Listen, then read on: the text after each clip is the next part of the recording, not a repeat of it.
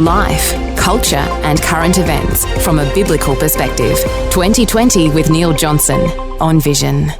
Turning our attention to what our local churches may be trying to do to help disciple children and young people. Sometimes we call this discipleship faith formation.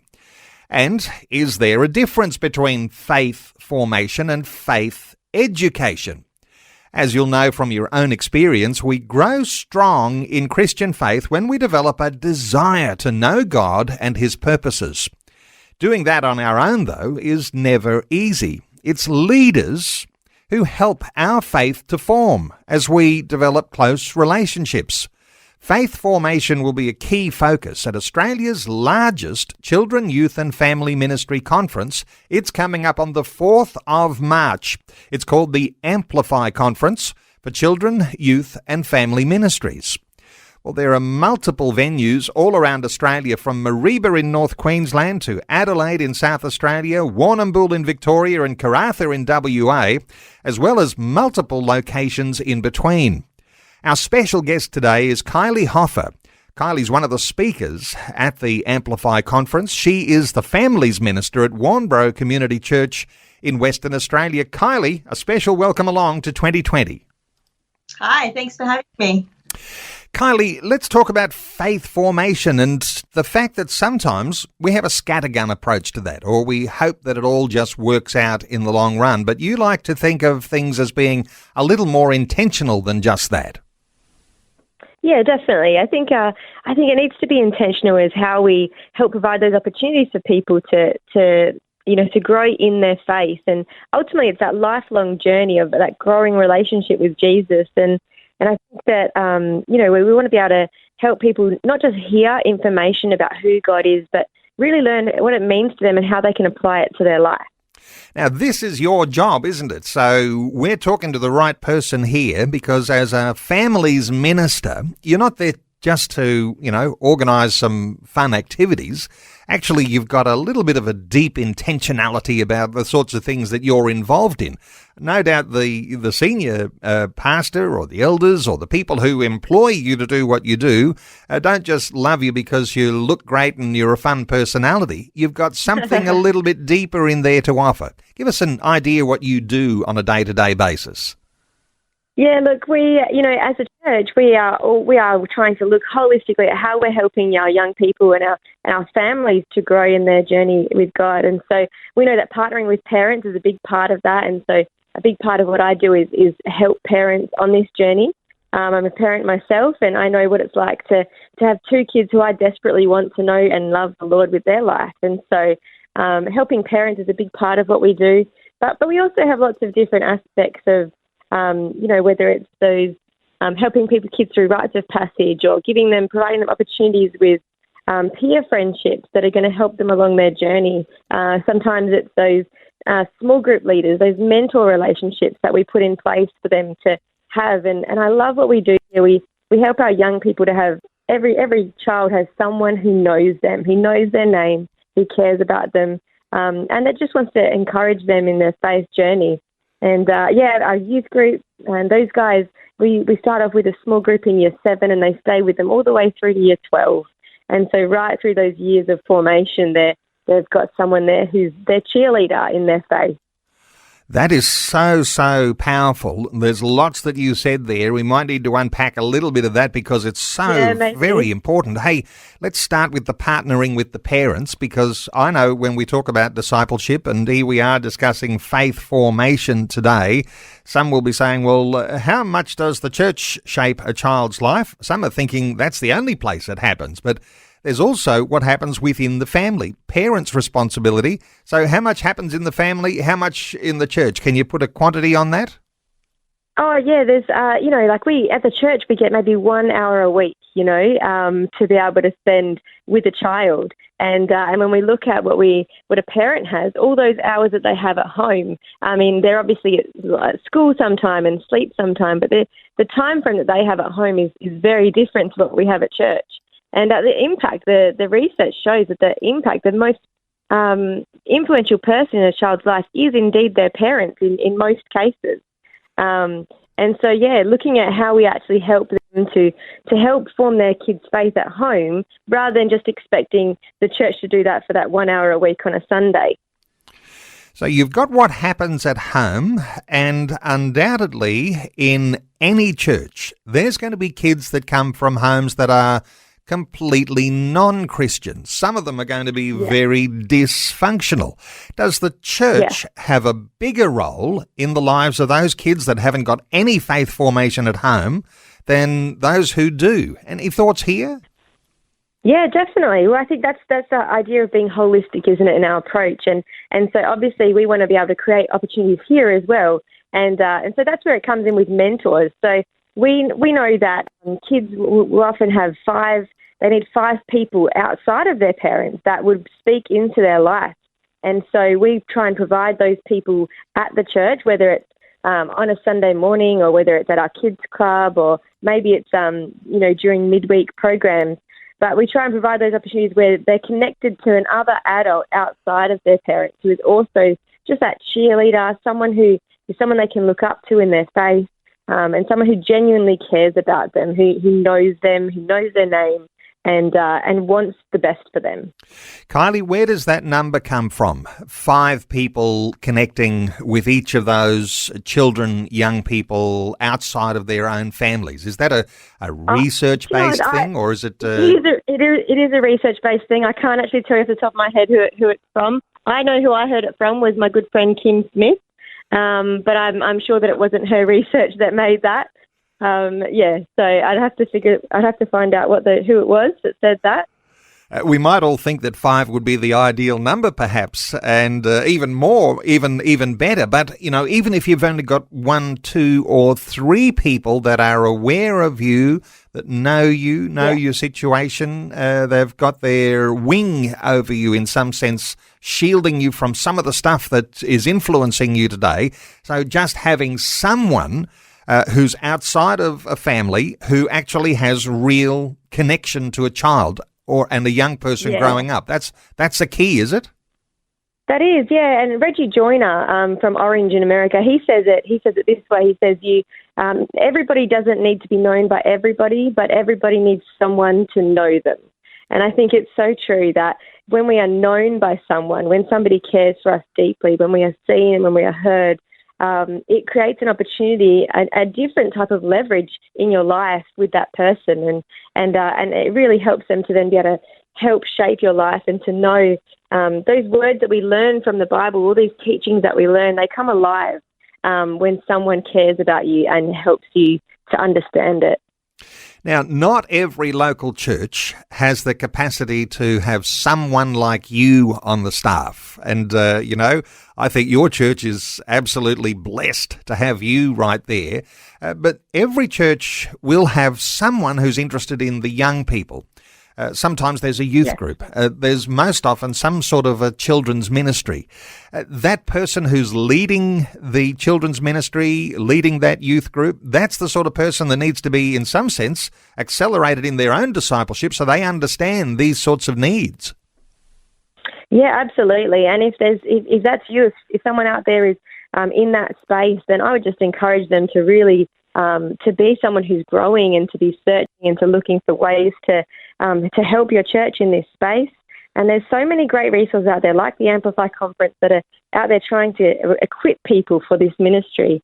And, there's lots of online groups and spaces that you can really connect and grow. So if that's you, I'd definitely be doing that.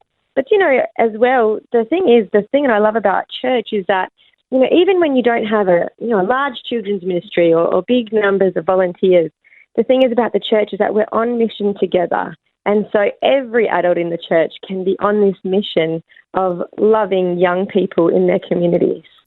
Okay, let's talk about those peer friendships, as you said. And sometimes here we think that this is all accidental too.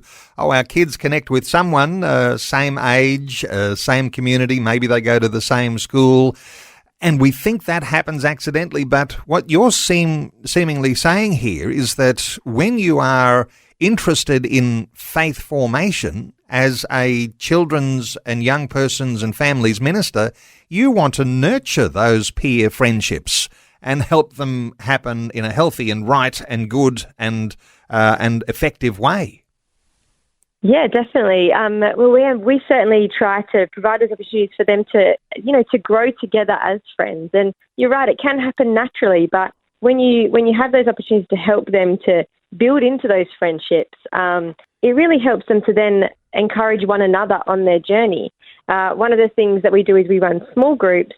So each of our kids are with their own age group of peers, and they get to come and ask questions together, to pray for each other, to share about their weeks together, and they're often at the same stage. They're dealing with the same things at school, and they're able to encourage one another in that.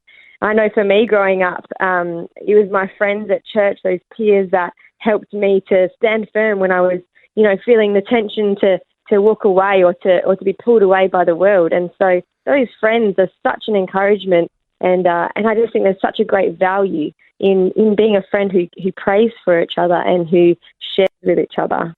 One of the other things you added in there, every child connected. And isn't this the case that you can see everywhere when you've got a new family comes along to church or someone gets an invitation to the youth group?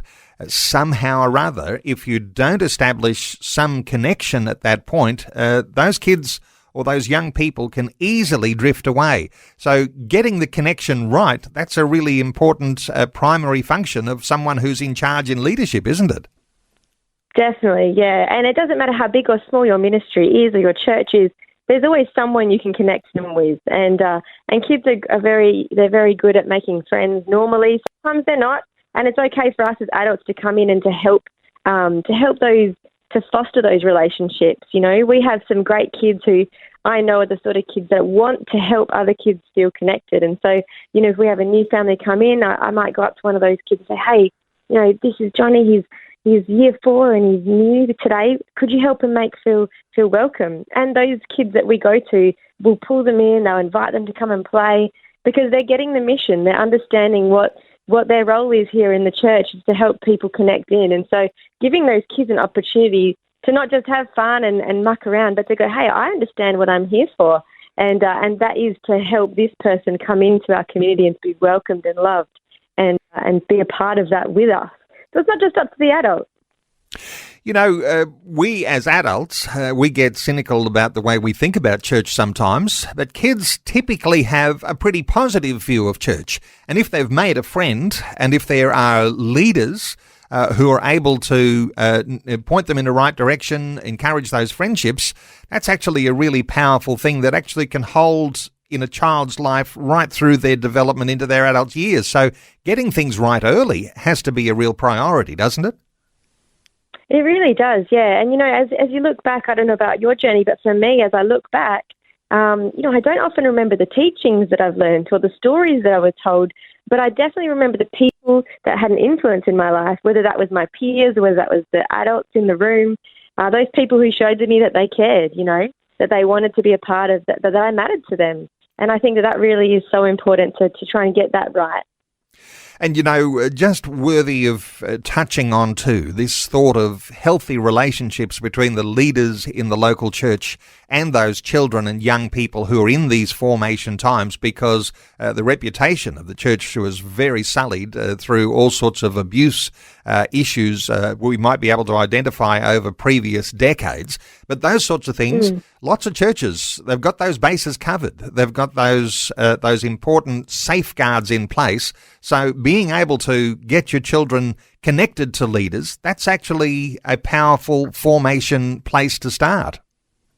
It is absolutely powerful, yeah. And I think that most churches these days are well aware of the safety and what they need to do, put into place to keep kids safe. And I think it is our heart, our genuine heart is to keep kids safe. And I know that, I don't know any church personally that's not putting in these sorts of practices. And it is unfortunate that that's a thing that people do think of if they haven't been to church before maybe, or if they're new, or if they're cautious about putting their kids into these programs. But I think it's such a space that the church is leaning into, safety, making sure it's safe for our kids. And it's so important for us as parents to almost to widen that circle of influence, to say, yeah, I know that I have this great influence, but how can I widen that circle and allow the church to really be a part of this journey with my child? Kylie, let's talk about this faith formation and compare it to faith education, because there's a lot of people who think that discipleship is about sitting kids and young people down and telling them what they have to believe. Give us your thoughts here if you're talking about what faith formation means in a process of discipleship.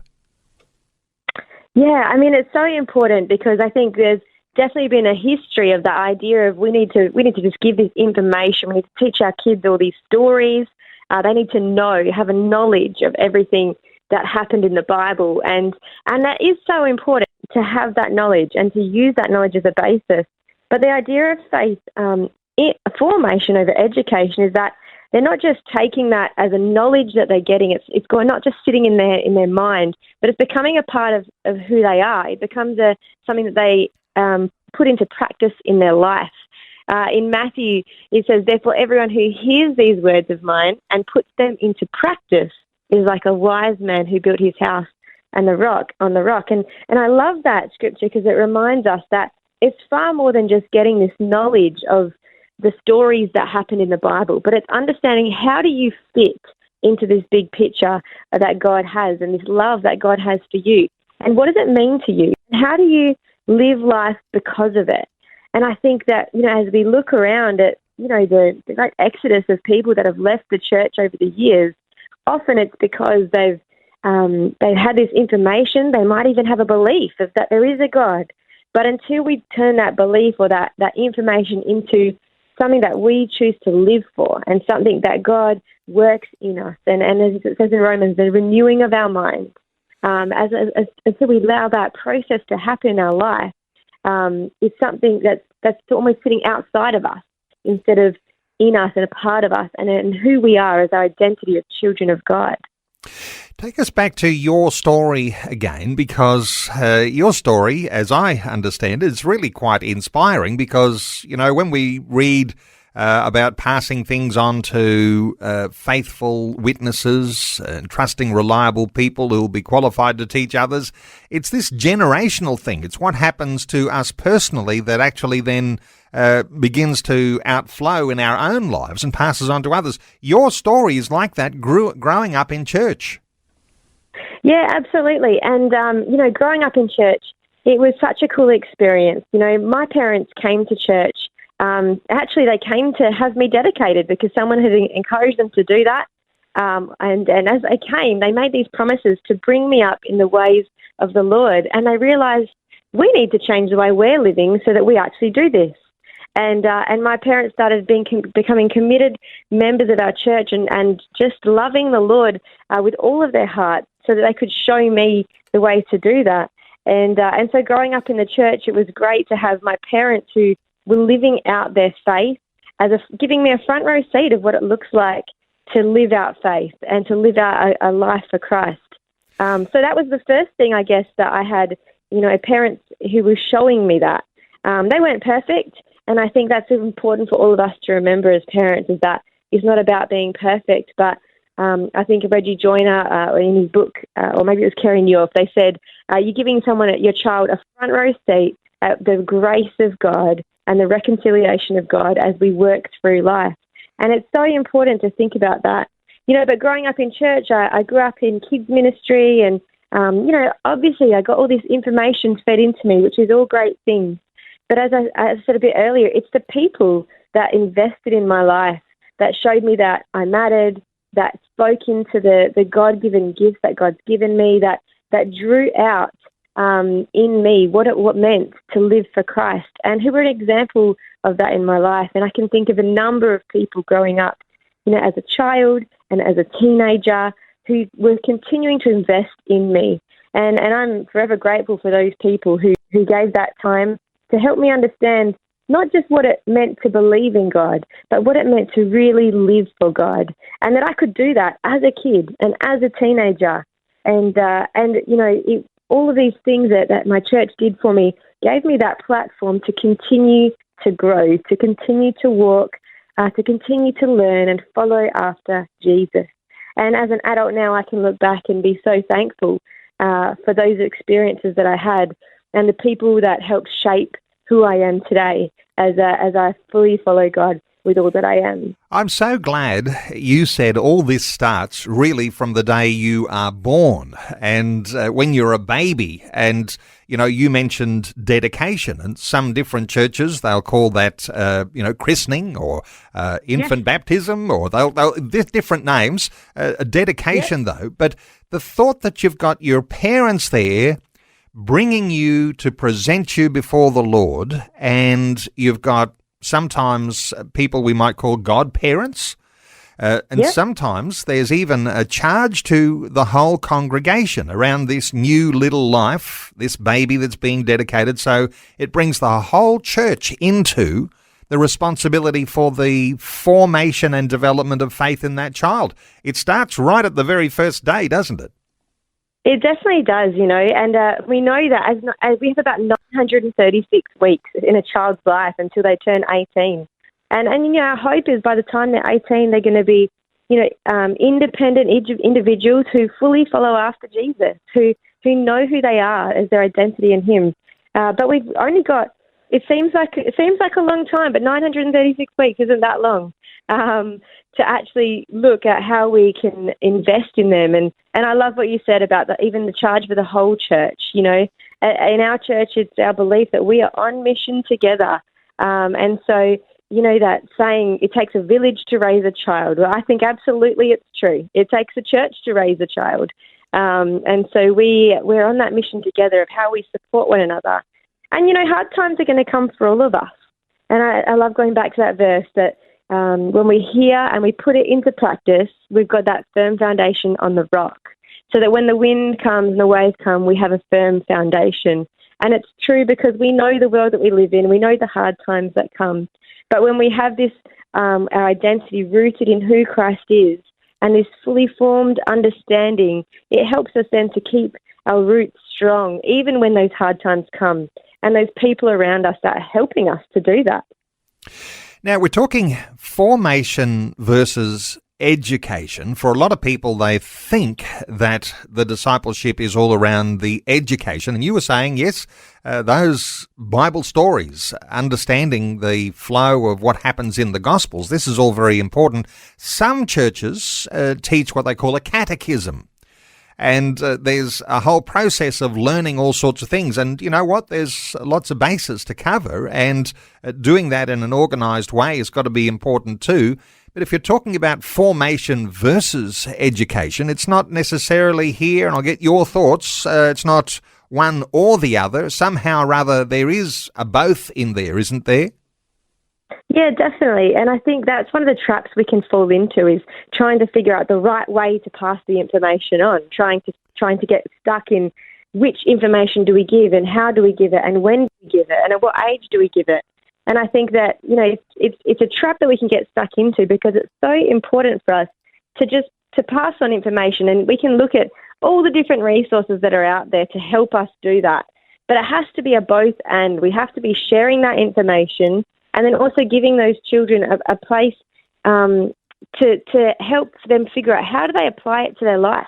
And so every single week, for in our kids' church, we'll have a teaching about something from the Bible, but every single week finishes with what does it mean for me today? And it helps those kids come to a place of how do I live this out today? Maybe it's the story of Daniel in the lion's den, and you think about the persecution that Daniel had, and we can, it can be a fun story that you tell. You can do all sorts of fun things with it.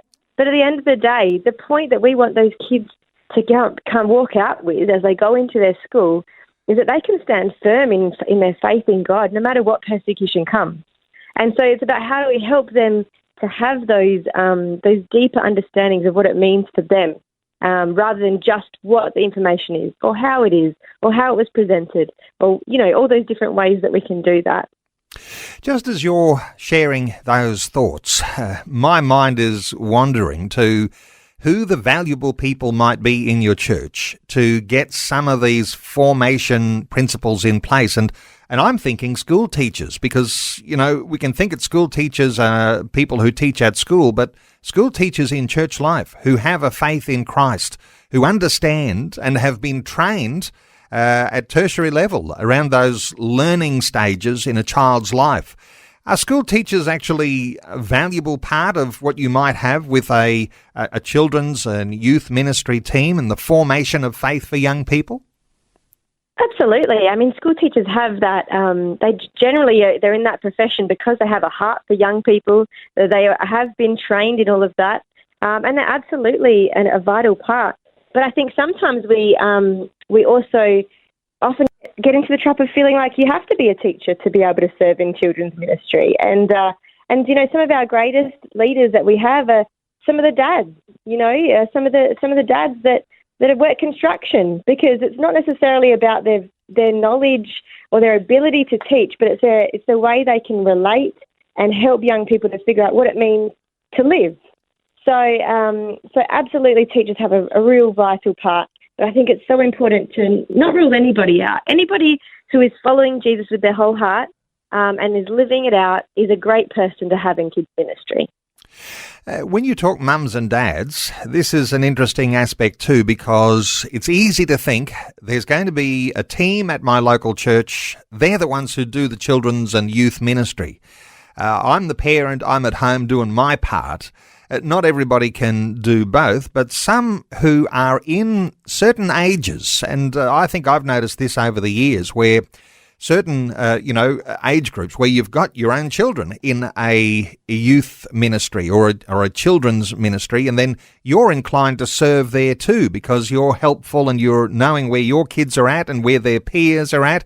Is there a sort of a stage that you might work through, not just the kids here, but the parents, in how they might be really deeply immersed and engaged in ministry life in your local church? Yeah, definitely. Well, I think the first part that you touched on there was the value of them being a part of it, and I think that there's a history of the idea that, you know, parents hand this. We send our kids to school for the, you know, all the maths and the science and that sort of stuff, and we send them to church to learn about God. And so the first thing we've got to touch on there is that it isn't just at church. We want to be doing it at home as well. But then how they can support that is definitely, there's no right or wrong age that you can work with. I mean, a lot of parents like to serve in the area that their kids are in, or serve the same age group that their kids are. But there's also some parents I know that like to serve in a different age group. And, you know, maybe they just prefer older kids, or maybe they just prefer the younger kids. And, you know, really it's about figuring out where God has, what He's gifted you in and how you can serve. And then just going from there. There's no right or wrong or rhyme or reason to it. But just figuring out what is that God is calling you to and how you can serve. And the value of actually recognizing that, you know what, maybe I'm not I don't know everything about God. Maybe I have my faults still. But coming in and going, I recognize that this church, this community of believers, this body of Christ, every part has a role to play. And so coming in and saying, I'm going to play a role, I'm going to be a part of it, in whatever capacity that is, and then being willing to be used by God in that way. I sometimes think that people who volunteer to be involved in the children's ministry of their church are underappreciated, undervalued, underrated. What are your thoughts for people who put their hand up and say, I want to be involved in the children's ministry? You know, it's really true. In a lot of churches, that is the case. They can be, it's almost seen as people who are just going to go and look after them while we do church in the other room. And that's a real sad case that it can be like that. So I'd say let's flip the thought on that. Let's realise that every age matters, every phase matters of life, from the babies right through to the older adults. And let's go, hey, if every age matters, if every phase matters, then every opportunity matters, and every week that we are together matters. And so therefore, you know, don't ever feel lesser than by going to serve in the kids' ministry. I would say it's probably the most important place you could serve on a Sunday morning, because those kids are right now forming their worldview. They're forming what it means for them to live in this world. They're trying to understand, you know, what it is for them. And you know, the statistics that George Barna puts out about that is huge. That, you know, by the age of 12, we've already formed our ideas of God, of heaven, of the evil one. We've already formed all these views. And so don't wait until they're older to start thinking about its importance. But let's do it right now while they're young, because every phase matters. So by age 12, you've got these formed views of the world. And when you say age 12, what comes to mind for me is there are some vulnerable times, aren't there, for keeping your kids on track or actually losing them, and let's call it the dark side, because, you make the wrong friends, go down a wrong path.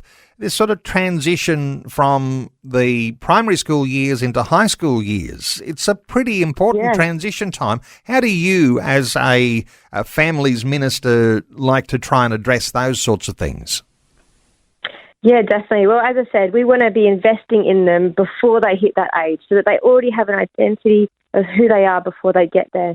But even at that age, that's when we come in and we take this opportunity to look at all the different ways that we can holistically love one of those young people that are going through that season. And so, as we said before, that's when we start going into how do we help them to have those good peer friendships? They're going to help them to stand strong. How are we having those other adults in their life that are helping them to feed into their life and to love on them and to encourage them to keep going and to keep running the race? How are we looking at what it means for them to continue to figure out, how do I live in this world now? And there's some great questions that they're asking at that age, like, who am I? And how do I fit? And what does it mean for me to live for God? And we can help answer those questions and give them purpose and value in what it means for them to live. Peak experience, giving them an opportunity to serve, all these amazing things that we can do helps them to ultimately continue through those rough days, I guess you could say, as a teenager. And it is a wild world out there being a teenager. And so all the more important for us to be investing in them instead of just hoping for the best. It's a wild world, as you say. You can't take this lightly. You have to be intentional, and there are vulnerable ages. Just hearkening back to something you mentioned very early on in our conversation, you said there are things like rites of passage too. So in your role in this sort of faith formation, are there special rites of passage that you've got for girls and for boys? Yeah, I mean, it looks differently for everybody the way they do this. We kind of look at those transition years as big moments for us to figure out how do we help them. So, for us over here in Western Australia, there's those years when they're starting school, when they're moving from early childhood to upper primary. So we use, say, grade 4. When they move from primary school to high school, so grades 6 to 7. And then there's that grade 10 age where they're going from, to start into the upper high school where they're really figuring it out. What is it as an adult almost to live in this world? And so we kind of look at those different age groups and kind of figure out ways to help invest in them specifically, whether that's through partnering with their parents in a certain way, whether it's encouraging them to live out their faith through baptism, or just getting them in service. But yeah, just kind of looking at those moments and how we do that. And I know some great churches are doing great things in this space, and certainly a space I'd love to grow more in. Well, you are going to be one of the speakers at what is coming up 4th of March, the Amplify Conference, Australia's largest children, youth and family ministry conference.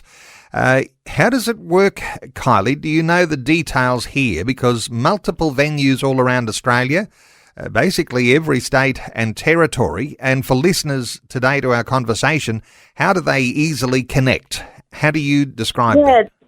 The thing I love about Amplify is that it is so easy for everyone to connect in. So there's multiple options.